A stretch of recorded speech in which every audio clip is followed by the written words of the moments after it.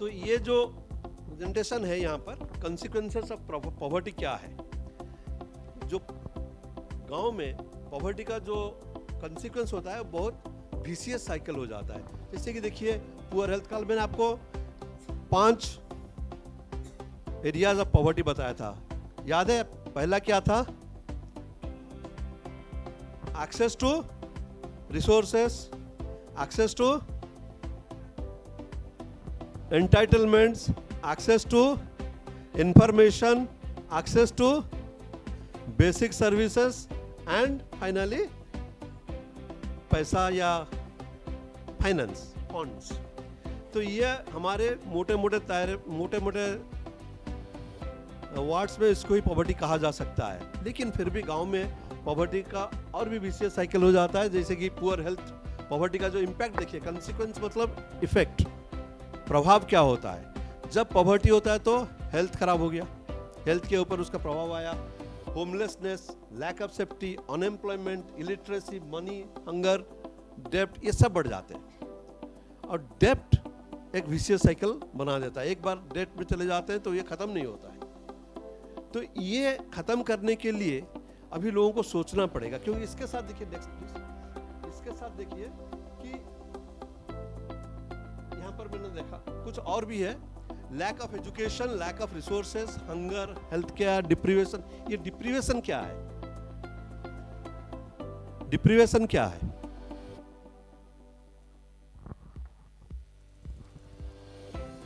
Deprive, Daniel, आपको नहीं दिया जाएगा। You are deprived of your rights, you are deprived of your entitlements, you are deprived of your benefits.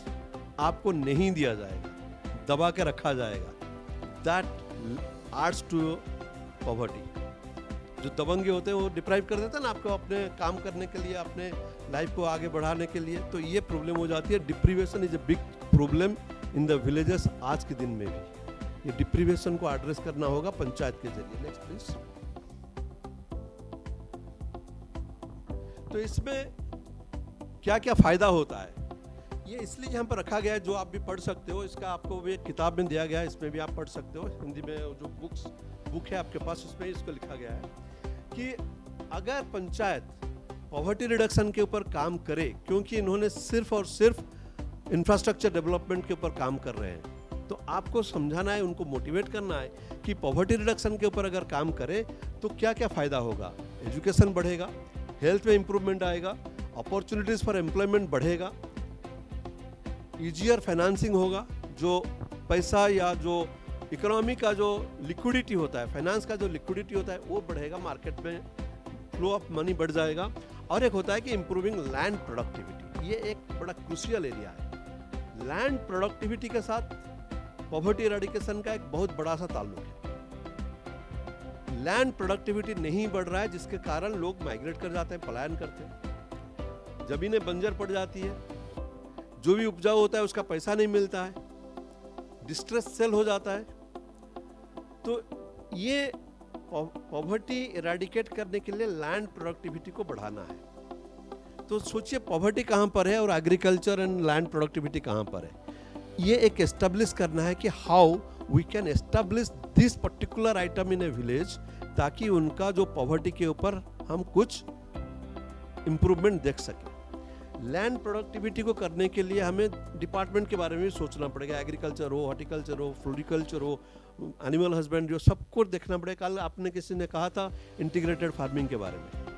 ये integrated farming के साथ, integrated farming में क्या होता है, आपने मिक्स्ड कल्टीवेशन आपने कहा, ठीक है, मिक्स्ड टाइप कल्टीवेशन।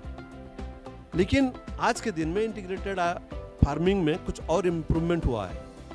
उसके साथ एनिमल हस्बेंड्री को जोड़ा गया, all type of animal husbandry, उसके साथ ऑर्गेनिक फार्मिंग को जोड़ा गया, और उसके साथ रीजनरेटिव एग्रीकल्चर को जोड़ा गया। आपने रीजनरेटिव एग्रीकल्चर के नाम सुने?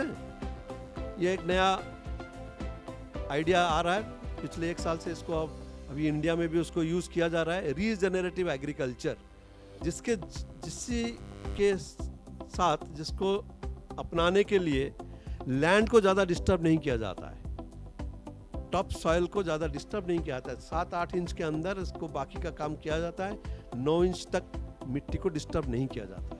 ये एक नया टेक्निक शुरू हो रहा है, डिपार्टमेंट्स उसके ऊपर अभी काम कर रहे हैं और ये जल्द आप लोगों के पास भी आ जाएगा कि रीजनरेटिव एग्रीकल्चर को आप कैसे लेके जाएं पंचायत में, सो दैट उनका लाइवलीहुड के ऊपर इम्प्रूवमेंट आए, खेती का उपजाऊ बढ़े, ऑर्गेनिक फार्मिंग हो, टॉप सॉइल रेस्टोरेशन हो, वाटर हार्वेस्टिंग हो। ये सब लिंक्ड है, everything is linked.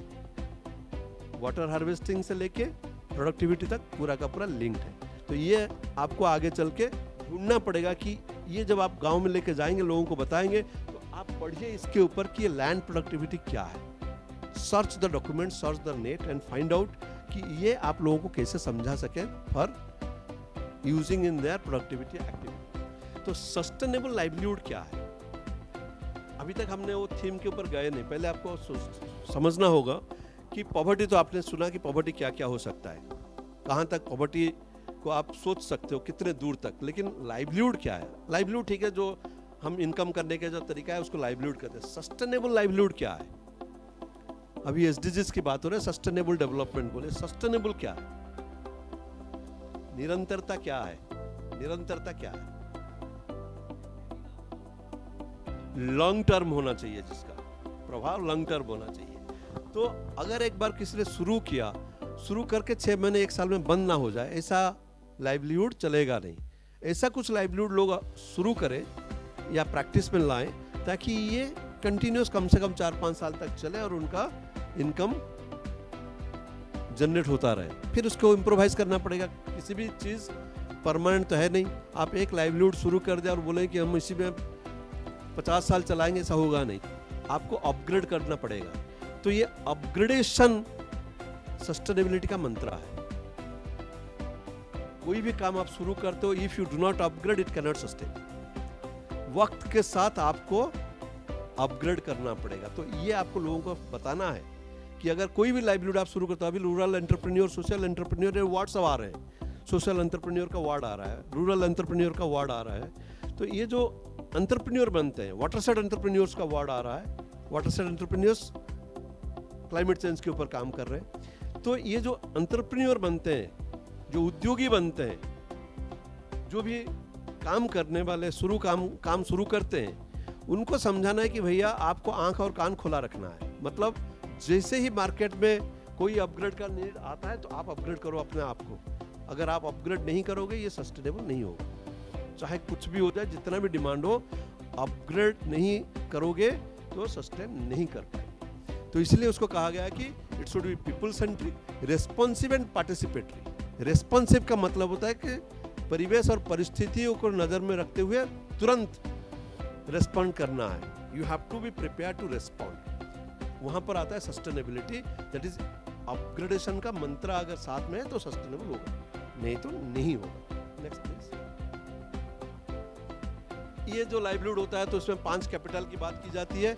Natural capital मतलब जो नेचुरल रिसोर्सेस एसेट्स बनेंगे, ह्यूमन एसेट्स, सोशल, फिजिकल, ये सब आप जानते हैं, इसलिए हम इसको बस यहाँ रखें ताकि जब आपको दिया जाएगा you can have a continuity of this. ये सॉफ्ट कॉपी भी आपको शायद मिल जाएंगे। तो this is not a new thing I am telling, ये पुरानी कहानी, उसको जस्ट रखा गया है just to make it complete picture. Next please. अभी यहाँ हम आते हैं LSDG and theme poverty free and enhanced livelihood. ये है आपका आज का पहला थीम नंबर 1। नेक्स्ट, थोड़ा बैक जाइए 1 मिनट के लिए। इसमें देखिए, नहीं हाँ, यहाँ ये देखिए, ये जो पिक्चर्स आप देख रहे हो, ये जो सिंबल्स आप देख रहे हो, ये क्या है?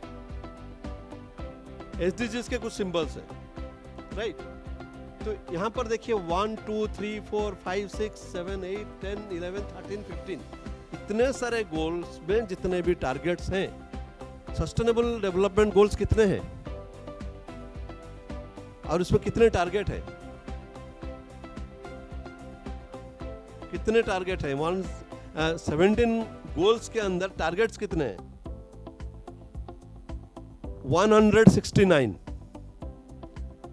169 टारगेट्स है उसके अंदर। 17 गोल्स के अंदर 169 टारगेट्स है और अभी उसके अंदर 231 इंडिकेटर्स भी बन गए। तो इंडिकेटर को वहां छोड़ दीजिए। ये जो टारगेट है 169 टारगेट, और ये जो 17 गोल्स जब इंडियन कंटेक्स्ट में, कल मैंने बताया था, जब इंडियन कंटेक्स्ट में उसको एनालाइज किया गया तो देखा गया कि सिर्फ पॉवर्टी फ्री और लाइवलीहुड के ऊपर इतने सारे गोल्स में कुछ ना कुछ टारगेट फोकस कर रहे हैं। कहीं ना कहीं एक आध टारगेट पॉवर्टी को फोकस कर रहा है। जो 169 टारगेट में से अगर आप पढ़ेंगे तो पता भी चलेगा कि कौन कौन सा टारगेट, ये डिटेल्स आपको मिल जाएगा पीडीआई में भी। कौन सा गोल का कौन सा टारगेट किस थीम के ऊपर रखा गया है, that is also defined. 17 goals से 169 टारगेट्स को लेके ये 9 थीम्स को रिक्रिएट किया गया है। उसमें भी 144 टारगेट्स कल मैम ने बताया, मुझे लग रहा है दैट इज 144 और 168 एक बार देखना पड़ेगा। 144 मैम ने कल बताया 144 टारगेट है, लेकिन उसको अभी 168 करने का सोच रहे थे गवर्नमेंट ने, अभी हुआ कि नहीं पता नहीं। लेकिन ये पूरे के पूरे 169 टारगेट से लेके उसको डाला गया और कुछ इंडियन कंटेक्स्ट में बनाया भी गया। Next please. तो poverty free panchayat is one that ensure sustainable livelihood, social protection and skill generation. ये सोशल प्रोटेक्शन क्या है? सामाजिक सुरक्षा। कल देवरेड्डी साहब पूरा उसके ऊपर चर्चा कर रहे थे, अभी भी थोड़ा और बाकी है, उसके ऊपर चर्चा करेंगे। सोशल प्रोटेक्शन जहां पर हो, that can be called as poverty free village. ठीक है, social protection is very crucial. और एक है स्किल अप जनरेशन। कौशल अगर बढ़ाने का कहीं पर भी कोई स्कोप है, कौशल बढ़ा रहा है, कहीं पंचायत में कोई फैसिलिटीज है कि वहाँ स्किल बढ़ सकता है, तो उसको भी हम पॉवर्टी फ्री के दायरे में ले सकते हैं। क्योंकि कल मैम ने बता रहे थे कुछ अवार्ड्स के सिस्टम बता रहे थे ना कल, कि पंचायतों को अवार्ड दी जाती है, बहुत सारे अवार्ड्स सेंट्रल लेवल में दी जाती है। तो ये जो अवार्ड्स, ये पैरामीटर के ऊपर डिपेंड करता है। इसका भी एक लिस्ट है जो गवर्नमेंट का अवार्ड का जो क्राइटेरिया है, पैरामीटर है, ये अगर आप चाहें तो I will share with you may be tomorrow. तो उसमें आपको आपके दायरे में जितने ही पंचायत आएंगे, क्योंकि मुझे नहीं लगता कि आप शायद एक एक ब्लॉक में रिस्पॉन्सिबल रहेंगे ऑलमोस्ट, राइट। तो आपके दायरे में जितने 7-8 पंचायत 10 पंचायत आएंगे, उसी पंचायतों में आपको देखना है कि ये कौन से क्राइटेरिया में फिट होते हैं और या क्या ये अवार्ड के लिए क्वालिफाई कर पा रहे हैं। ये आपकी जिम्मेदारी होगी उनको अवार्ड तक क्वालिफाई कराना, ताकि बहुत सारे क्राइटेरिया धीरे धीरे करके आपके नज़र में आएगा। तो इसमें से एक स्किल जनरेशन है, सोशल प्रोटेक्शन है and sustainable livelihood. Next please. तो ये भी जो planning for eradicating poverty 3 areas के ऊपर फोकस हो रहा है। पहला है फर्स्ट इज रिड्यूसिंग रिस्क। देखिए, reduce poverty and vulnerability by decreasing people's exposure to social and economic risk. ये रिस्क क्या होता है? पंचायतों में एक सोशल एंड इकोनॉमिक रिस्क ये होता है कि कहीं आपदा आ गया, जैसे कि कोविड आ गया, सबका कारोबार बंद, ये एक इकोनॉमिक रिस्क हो जाता है। या फिर बहुत सारे लोग अभी आ गए, मानो जो हमारे दिव्यांगजन है या वल्नरेबल पीपल है, उनका कोई भी अभी पेंशन बंद हो गया, नहीं मिल रहा है, कोई सिक्योरिटी नहीं है, उनका कार्ड नहीं है, उनका आयुष्मान कार्ड नहीं बन पा रहा है, so they are under social risk. So पहला है कि ये रिस्क रिडक्शन करना है, पॉवर्टी का फोकस होता है। First is identify and reduce the risk, social and economic risk, पहला। नंबर 2 में क्या आता है? Basic services, accessing basic services. Number 2, basic services में क्या है, क्या क्या है? सड़क, पानी, कपड़ा, मकान, हॉस्पिटल, स्वास्थ्य, एजुकेशन, बिजली, अभी ऐड हो रहा है इंटरनेट भी, नेट ऐड हो रहा है। तो ये सब बेसिक सर्विसेज में आ रहे हैं। क्या ये बेसिक सर्विसेज हमारे यहाँ दिया जा रहा है या डिप्राइव किया जाता है? नहीं, आपको तो दिन में 2 घंटे बिजली मिलेंगे।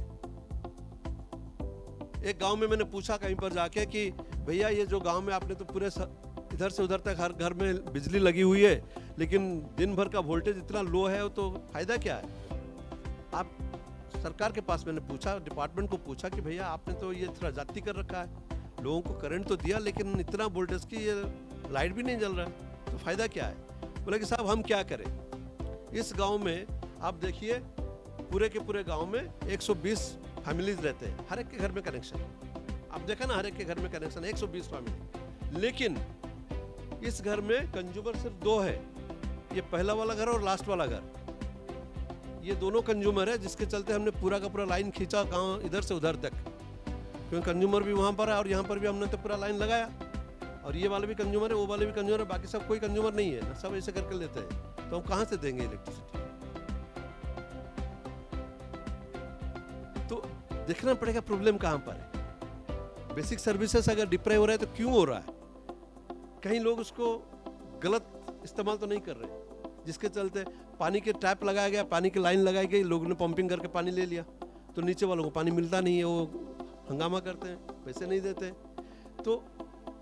तो इसीलिए अगर कहीं पर डिप्रीवेशन हो रहा है तो आपको देखना है, आपको बताना है पंचायतों को, आपको वार्ड मेंबर्स को कि भैया अगर कहीं पर लोगों ने कंप्लेन किया डिप्रीवेशन का तो रूट कॉज निकालो। डिप्रीवेशन जुबानी हम एक्सेप्ट नहीं करते, कारण ढूंढना पड़ेगा कि डिप्रीवेशन हुआ क्यों, तो फिर रूट कॉज में जाके हम एड्रेस करेंगे। सिर्फ बोलने से काम नहीं बनेगा। तो ये होता है बेसिक सर्विसेज का। और थर्ड आता है social network, security, social security network. मतलब कहीं पर भी हमें हर टाइप का बेनिफिट, सिक्योरिटी जो है, health security, protection, safety protection, reservation against protection, land alienation against protection, financial discrimination against protection, ये सब होता है प्रोटेक्शन या सिक्योरिटी नेटवर्क। किसी ने हमें हमारा लैंड जबरन दखल करने की धमकी दे दिया, पहले में हम देखते हैं, ये सिक्योरिटी हमें चाहिए। हमारे यहाँ डकैती बढ़ रही है, लूटपाट हो रहा है, उसके अगेंस्ट हमें सिक्योरिटी चाहिए। हेल्थ, हमारे यहाँ गांव से कोई जाता है तो उसको कोई रिस्पॉन्ड नहीं कर रहा है, हेल्थ सिक्योरिटी चाहिए। हमारे बच्चे स्कूल में जाते हैं तो छेड़खानी हो जाती है, उनका सिक्योरिटी चाहिए। ये पूरा का पूरा सिक्योरिटी नेटवर्क भी पंचायत को तय करना है, पंचायत को देखना है। एक एग्जांपल मैं बता रहा हूँ आपको, केरला में आप जाइए कोई भी गांव में, स्कूल में, तो देखिए गांव का स्कूल हमारे शहरी स्कूल से भी बेहतर है। उनके गांव के जो स्कूल है, स्कूल में बाउंड्री है, बाहर एक गार्ड खड़ा है, हर स्कूल के बाउंड्री के बाहर गार्ड खड़े रहते हैं, और उनके आगे जेब्रा क्रॉसिंग भी है। स्कूल के रोड के आगे जेब्रा क्रॉसिंग है। सबसे इंटरेस्टिंग है, गांव से स्कूल अगर 1-2 किलोमीटर दूरी पर है, अगर कहीं पर भी अगर 2-3 किलोमीटर दूरी पर है, तो आप देखेंगे पूरे के पूरे जितने भी रास्ते हैं गांव से लेकर स्कूल तक, हर 500 मीटर पे गुमटी लगा हुआ है। गुमटी पता है आपको? ये जो दुकान जैसे टीना का एक छोटा सा शेड, केबिन, एक केबिन, 500 मीटर में एक केबिन लगा रखा है पंचायत ने। कुछ नहीं है उस केबिन में, खाली है वो केबिन। 500 मीटर में एक केबिन लगा हुआ है। क्या होता है, सुबह जैसे स्कूल शुरू होता है उसके 15 मिनट पहले महिलाएं 2-2 करके वहां बैठ जाती हैं आके। जो एसएचजीज हैं उनके महिलाएं आके वहां ड्यूटी लगाते हैं, 2-2 महिलाएं, हर 2-3 महिलाएं आके वहां बैठ के अपने गप्पे लगाते हैं, कोई काम नहीं करते, बस आधा घंटा वहां बैठ गए, बच्चे स्कूल चले गए, वो घर चले गए। जैसे छुट्टी होता है उसके पहले वो आके वहां बैठ जाते हैं। 500 मीटर में एक कैबिन में 2-4 महिलाएं बैठ के बातें करते रहते हैं, कोई किसी के साथ डिस्टर्बेंस नहीं, कोई किसी को पूछता नहीं, कुछ नहीं होता है। वो वहां बैठे रहते हैं, बच्चे स्कूल से घर पहुंच गए, महिलाएं भी घर चले गई। ये साइलेंटली होता रहा, किसी को पता नहीं था। जब हम पूछे कि भैया ये हो क्या रहा है, बोले कि सिक्योरिटी का एक प्रावधान क्या हुआ है पंचायत ने एसएचजी के साथ, ये महिलाएं आके बच्चों को सिक्योरिटी देते हैं। रास्ते में कोई इनको छेड़खानी हो गई, एक्सीडेंट हो गया, कुछ भी हो गया, तो महिलाएं तैयार है। साइलेंटली हो रहा है हर गांव में, ऐसा एक प्रावधान पंचायत ने बनाया। सोचिए, इनोवेटिव आइडियाज, सिक्योरिटी नेटवर्क इसे कहते हैं बच्चों के लिए। ये ट्रेनर्स के दिमाग से निकलता है और ट्रेनर्स इसको लेके इस्तेमाल करते हैं। ठीक है, थैंक यू। Next please. अभी यहां से आपका शुरू होता है theme, local goals and targets, comprehensive coverage of all eligible beneficiaries under livelihood and social protection under PDS and ICDS। पहला गोल है कि पंचायत में जितने भी एलिजिबल बेनिफिशियरीज हैं उनको लिस्ट पे लाया गया। फर्स्ट काम पंचायत को करना है। क्या क्या गोल्स है? दूसरा है कि economic development and employment generation through collective and individual enterprise. कोई एंटरप्रेन्योर्स, कोई बिजनेस, कोई एक्टिविटीज़ बढ़ा, ये शुरू किया जाएगा पंचायत में। नंबर 2 में है। एंड नंबर 3 में है people are receiving sufficient food throughout the year. भूखमरी ना हो। कहीं ना कहीं अगर भूखमरी का माहौल पैदा हुआ तो पंचायत तुरंत ऊपर को इंटीमेट करे और वहां से उनको बेनिफिट्स मुहैया कराया जाए। They must keep their eyes open. तो ये पंचायत के लिए है। जो लोकल टारगेट्स एंड गोल्स आप देख रहे हैं, ये पूरे के पूरे जो 9 थीम के पीछे ये 2-2 पेज इसका मिलेगा।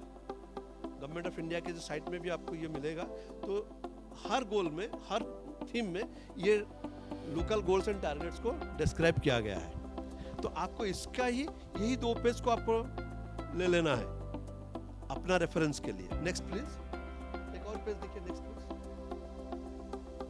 और एक पेज है यहाँ पर देखिए। Increase the income of farmers. मैंने कहा था आपको लैंड प्रोडक्टिविटी दिखाने के लिए, सोचने के लिए आपको इसके बारे में लोगों को बताना पड़ेगा। लोगों को अभी तक पता नहीं कि ट्रेडिशनल फार्मिंग कर रहे हैं। कल जैसे आपने इंटीग्रेटेड का, वो भी नहीं शुरू हो रहा है। मिक्स्ड फार्मिंग सिर्फ थोड़ा बहुत 1-2 जगह में कर रहे हैं। एनिमल हस्बेंड्री के साथ नहीं जा रहे हैं। ऑर्गेनिक फार्मिंग, हालांकि उत्तराखंड पायोनियर है ऑर्गेनिक फार्मिंग शुरू करने में, लेकिन इतना बढ़ा नहीं है। हल्द्वानी के आगे आपने कुछ हर्बल फार्मिंग तो देखा नहीं, सिर्फ हल्द्वानी में हो रहा है, कहीं पर हो भी नहीं रहा उत्तराखंड में। तो ऑर्गेनिक फार्मिंग क्या है, रीजनरेटिव फार्मिंग क्या है, आपको पढ़ के लोगों को थोड़ा समझाना है। ये agriculture and access to basic services, ये बार बार आ रहा है। ये हाउसिंग अगर लिस्ट है तो उसको कंप्लीट किया जाए। वाटर सैनिटेशन, इसके ऊपर काम करना है। ये वाटर सैनिटेशन, जब हम वाटर सफिशिएंसी के ऊपर बात करेंगे तो उसमें आ जाएगा कि वाटर सैनिटेशन, या हरित गांव के बारे में बात करेंगे तो उसमें सैनिटेशन की बात आ जाएगी। Reduce poverty by providing veg employment, NREGA में भी लोगों का कितना भागीदारी बढ़ रहा है, इसके ऊपर भी पंचायत को थोड़ा ध्यान रखना पड़ेगा। नेक्स्ट, अब ये देखिए सजेस्टिव लोकल गोल, ये भी गवर्नमेंट ने बना के रखा है। सोचिए काम कितना आसान कर दिया। ट्रेनर्स के लिए भी ये काम बहुत आसान कर दिया कि आप ज़्यादा टाइम वेस्ट करने के लिए जरूरी नहीं है कि आप रिसर्च करो, ढूंढो, ये करने की जरूरत नहीं। बहुत सारे सजेस्टिव गोल्स हैं जो पंचायत को फिट बैठता है। इसको रिसर्च करके बनाया गया पूरे कंट्री में कि देखिए facilitate improve living standard of BPL house hold. ये बीपीएल के साथ आप एपीएल का भी जिक्र कर सकते हैं। Protection schemes for all, ICDS को बढ़ाओ, नरेगा बढ़ाओ। जितने भी इंस्टीट्यूशन है, facilitate building the institution of poor एसएचजीज। जो एसएचजीज हैं उनको कैसे बढ़ाया जाए, उनका लाइवलीहुड कैसे बढ़ाया जाए। तो अभी देखिए कि ये जितने भी गोल है, सजेस्टिव गोल्स है, ये पंचायत को सिर्फ बताने के लिए रखा गया। अगर इनको पता ना चले कि हम कौन सा गोल लें ताकि हमारी इस थीम के ऊपर हम काम करें। इसके पहले कि मैं आपको बता दूं, पिछले साल से 2022 से गवर्नमेंट ऑफ इंडिया ने कुछ रिक्वेस्ट किया था स्टेट गवर्नमेंट्स को, ऑल पंचायत को। हमारे कंट्री में कितने पंचायत हैं पता है आपको? हमारे कंट्री में कितने पंचायतें हैं? 2,53,000 अभी रिकॉर्ड में है। तो ये जो पंचायतों के लिए गवर्नमेंट ऑफ इंडिया ने जो एक क्राइटेरिया रखा था 15 फाइनेंस कमीशन के साथ, 15 फाइनेंस कमीशन तो दिया गया, उसके साथ एक दिया गया था जब थीम लॉन्च हुआ, उसके साथ पंचायतों को कहा गया कि आप एक संकल्प ले लो। पहले तो 3 संकल्प लिए थे, फिर उसके बाद एक संकल्प मिनिमम करने के लिए उनको कहा गया था। उन्होंने एक संकल्प लिया था ताकि मिनिमम एक एक्टिविटी एक थीम के ऊपर वो जरूर करें। जो थीम वो डिक्लेयर करें कि हम इस साल बाल हितैषी गांव करेंगे तो बाल हितैषी का काम पूरा करेंगे और उसके बाद बाकी काम भी करेंगे। तो ये संकल्प के लिए क्या है कि उनको एक्टिविटी ढूंढना मुश्किल हो रहा था, कौन सा एक्टिविटी ले, कौन सा गोल को फोकस करें। तो इसलिए यहाँ पर एक सजेस्टिव गोल्स का भी लिस्ट ये थीम के जो वेबसाइट में डाला गया है, ताकि अगर कोई पंचायत में संकल्प है तो they can be guided by कि कौन कौन सा गोल को फोकस करें ताकि वो एक्टिविटी उस हिसाब से प्लान कर पाएंगे। एक्टिविटी का लिस्ट भी कहाँ पर है? ई ग्राम स्वराज के थीम का जो सेक्शन है उसके अंदर पूरे ऑल 9 थीम्स के एक्टिविटी मिल जाएंगे। तो ई ग्राम स्वराज पोर्टल अगर आप ओपन करेंगे, यहाँ अगर टाइम मिलेगा तो हम आपको करके दिखा देंगे कि इसको अगर यहाँ ओपन करते हैं तो आपको कहाँ पर मिलेगा। पूरा का पूरा लिस्ट डाउनलोड करिए, एक्सेल शीट में सब आ जाएगा। 9 शीट पे पूरा का पूरा एक्टिविटी निकल कर आ जाएंगे, उसको हम आपको दिखा देंगे। ये उसी का ही पूरा लिस्ट है, करीब 15-20 गोल रखा गया है, सजेस्टिव लिस्ट। नेक्स्ट, तो यहाँ पर पंचायत की जो रिस्पॉन्सिबिलिटी है, अभी यहाँ पर भी आपको इससे 2 स्लाइड मिलेंगे और रोल के 1-2 स्लाइड और मिलेंगे। ये जो पीछे का जो 5-6 स्लाइड है पूरे थीम के, that is crucial for the trainers. बाकी स्टोरी आपको भी पता है, बाकी आप बता भी सकते हो एंड इससे ज़्यादा आपको भी पता है, जानते हो। लेकिन ये जो रिस्पॉन्सिबिलिटी है पंचायत के, इसमें देखिए कि इसमें 2 सेट आपको मिले, फैसिलिटेट क्या क्या करना है उनको, access to social protection measure, implementation, ये उनका रिस्पॉन्सिबिलिटी है पंचायत का, उनका दायित्व जो है इसको ये करना है। Social facilitate, enrol and ensure, enrol करना है पीडीएस का और आईसीडीएस का, एंश्योर करना है कि ग्रोथ मॉनिटरिंग हो रहा है, कवरेज ऑफ प्रेग्नेंट वुमेन हो रहा है, quality mid day meals, ration, farmer sensitisation, ये एंश्योर कराना है। नेक्स्ट और एक है build information education communication strategy. ये कल मैंने कहा था कि आज भी कहा कि आपको access to information is very crucial. Panchayat में लोगों के पास इंफॉर्मेशन नहीं पहुंच रहा है, जिसके चलते लोगों के पास पॉवर्टी बढ़ रहा है। They do not know about their entitlement, they do not know about their rights, they do not know about their schemes, about the facilities, about the services. इसके बारे में लोगों को खबर तक नहीं मिलता। ये जो information is very crucial. Data source and information कैसे पंचायत में सबके पास पहुंचे, उसका सिस्टम भी पंचायत को करना है। अभी सिक्किम में देखिए, सिक्किम में पिछले 5-6 साल के पहले it was a very devastated condition था उनका पंचायती राज का, लेकिन आज जाके आप सिक्किम में देखिए हर पंचायत में नेट है, और बाकी तो छोड़ दीजिए, हर पंचायत में नेट एनाबल्ड कर दिया पंचायतों को। Every information is available in net, उनका अपना वेबसाइट कर दिया, हर पंचायत ने अपना एक साइट बना लिया, और every information is placed in the website and anybody inside the village can access net and see the information directly. Growth होगा तो आईसी मतलब इंफॉर्मेशन शेयरिंग सिस्टम को बढ़ाना है पंचायत को। फिर प्रमोट करना है जो बेस्ट प्रैक्टिसेस, जैसे कि यहाँ पर रखा है माओ का हेल्थ का चेकअप कराना, जो हमारे एडोलसेंट्स हैं उनका कैपेसिटी बढ़ाना, ब्रेस्ट फीडिंग बढ़ाना, बच्चों का लाइफ साइकिल, जो हमारे जितने भी वैक्सीनेशंस होते हैं, हेल्थ चेकअप्स होते हैं, उसको बढ़ाना, लोगों को बताना, वैक्सीनेशन इन टाइम करवाना, ये जरूरी है। और एक पीपल्स पार्टिसिपेशन को बढ़ाना। ये जो peoples participation is very crucial. Peoples participation बोलने से बढ़ेगा नहीं, तो आपको उनका साइकोलॉजी को समझना होगा कि लोग आएंगे नहीं इस ट्रेनिंग मीटिंग में। लोगों का पार्टिसिपेशन तब तक इंश्योर नहीं हो पाएगा जब तक उसको ना लगे कि इसमें कोई मेरा कोई फायदा है। अगर उनको लगे कि मैं अगर यहाँ जाता हूँ तो मुझे कोई फायदा मिलेगा, तब जाके वो सो मोटो आएंगे, अगर नहीं आएंगे। तो इसीलिए how to improve community mobilisation activities, ये आपको सोचना है। This is a totally different training process, और आप लोग सब एनजीओ के साथ जुड़े हैं, आप लोगों को पता है कम्युनिटी मोबिलाइजेशन होता क्या है, एंट्री पॉइंट एक्टिविटी क्या होता है, लोगों के साथ डिफरेंट टाइप में डिफरेंट सिचुएशन में आप कैसे इंटरेक्ट करते हो ताकि लोग आपको एक्सेप्ट करते हैं। जैसे आप जाते हो तो लोग आते हैं, ये काम आपको कराना हो।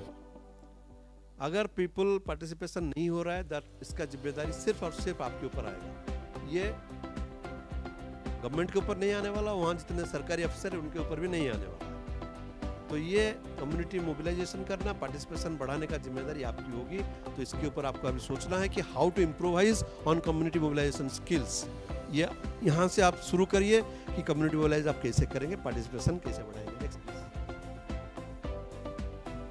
अभी देखिए रोल ऑफ ग्राम पंचायत, ये भी 1-2 स्लाइड में है। उसमें देखिए identification of people, identification of beneficiaries, identification of सही जिनको बेनिफिट मिलना चाहिए प्रॉपर तरीके से आइडेंटिफाई किया जाए, उसको कहते हैं PIP, participatory identification of poor. लोग पार्टिसिपेटरी वे में उनको आइडेंटिफाई करते हैं। कोई जुबानी बोल दिया कि मैं गरीब हूँ और उसको एक्सेप्ट हो गया, ऐसा नहीं होता है। एक प्रोसेस, एक PRA मेथड्स यूज करके PIP किया जाता है, पार्टिसिपेटरी आइडेंटिफिकेशन ऑफ पुअर। तो ये पंचायत में करना है। फिर आता है डिस्ट्रीब्यूशन ऑफ जॉब कार्ड। जब MGNRG हुआ तो कार्ड क्या होता था, बहुत सारी जगह में आज भी हम देख रहे हैं कि कार्ड्स पंचायत के पास है या कार्ड किसी कंट्रैक्टर के पास है, लोगों के पास कार्ड नहीं है। बन तो गया लेकिन डिस्ट्रीब्यूट नहीं हुआ है। वो इंश्योर करना है कि हर बंदे के पास अपना जॉब कार्ड है। फैसिलिटेटिंग रजिस्ट्रेशन इन PDS, ये PDS जो हमारे राशन कार्ड होता है उसका रजिस्ट्रेशन और लोगों को मिले। सिर्फ PDS में नाम तो है लेकिन दुकान कभी खुलता नहीं है, सामान मिलता नहीं है। पीछे से बिक जाता है, ये भी बंद कराना होगा उनको। ये करप्शन बंद करने का एक जरिया है। मैं जब हम इंफ्रास्ट्रक्चर में आएंगे आपको बताएंगे कि अभी गवर्नमेंट ऑफ इंडिया ने 5T शुरू किया है। 5T के नाम सुना है आपने? बताएंगे उसको नेक्स्ट सेशन में।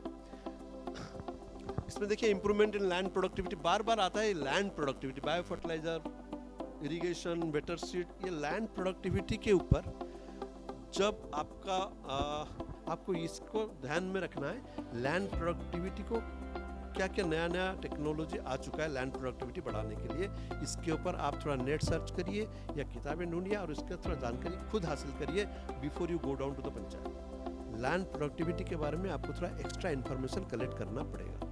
मैं बार बार इसके ऊपर जोर दे रहा हूँ। Land productivity related to agriculture, related to different types of farming techniques, integrated farmings, इसके बारे में आप अपना ज्ञान थोड़ा बढ़ाइए, इन्फॉर्मेशन कलेक्ट करिए। प्लान कन्वर्जेंस ऑफ जीपीडीपी, ये जो कन्वर्जेंस की बात हो रही है, जीपीडीपी फंड्स एंड प्रोग्राम्स, कल शायद आप लोगों ने भी किसी ने कहा था कि हम कन्वर्जेंस की काम करना चाहते हैं। कन्वर्जेंस इतना आसान नहीं है। कन्वर्जेंस के पीछे पिछले 20 साल से हर कोई कोशिश कर रहा है लेकिन हो नहीं पा रहा, क्योंकि डिपार्टमेंट्स आते नहीं है। कोई डिपार्टमेंट अपना काम दूसरों को क्यों बताए? राइट सी बात है, सही है।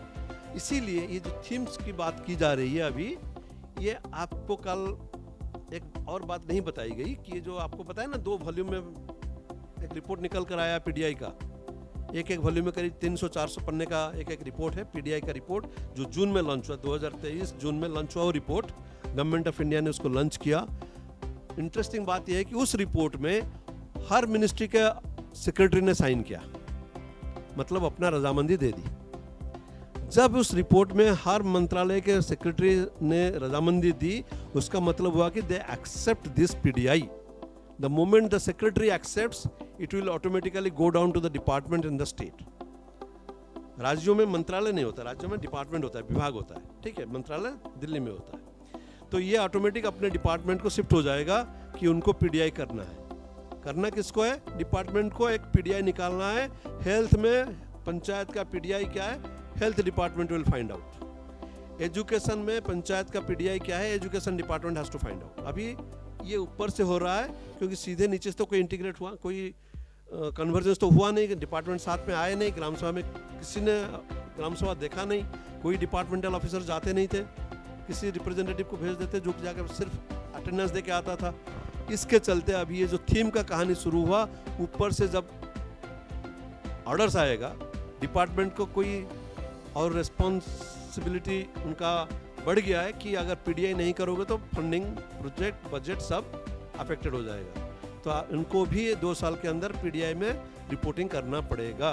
जब डिपार्टमेंट्स पीडीआई में आएंगे तो कन्वर्जेंस आसान हो जाएगा, क्योंकि वो एटलीस्ट पंचायत में आएंगे, भैया प्लान बताओ, काम करना है, इंडिकेटर क्या लगाना है आप बताओ, तो ये पंचायत को खुद आएंगे। पंचायत जो आज तक मारे मारे भाग रहे थे डिपार्टमेंट के पीछे, ये कम हो जाएगा, डिपार्टमेंट्स आना शुरू करेंगे। इसका ये बेनिफिट है ये थीम्स का। इसीलिए पंचायत राज ने बड़े आराम से बोल दिया, भैया 9 थीम में से नंबर 8 हमारा है, बाकी सब आप लोग जानो, बाकी सब मंत्रालय जाने। 8 नंबर में तो हम खुश हैं भैया।